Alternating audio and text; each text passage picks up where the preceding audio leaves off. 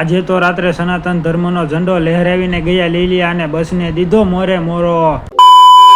એમાં થયું એવું, હાલો હું તમને પહેલેથી સમજાવું. તો કેમ છો મારા કલેજા, સ્વાગત છે વિવેક દત્તગીતા બ્લોગમાં. આજે તો મિત્રો સાંજના ટાઈમે આપણે મિની બ્લોગ ચાલુ કર્યો છે અને જવાનું છે દૂધ લેવા.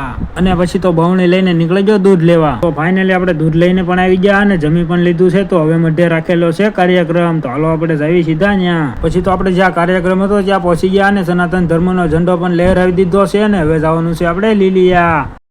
પછી તો આપડા બે ભાઈઓ ફોર વ્હીલ લઈને આવી ગયા અને અમે સીધા ત્રણેય નીકળી ગયા લીલિયા. અને પછી તો આવી ગયો નેશનલ હાઈવે અને ડિફેન્ડર માં ગીત વગાડવાનું કર્યું ચાલો.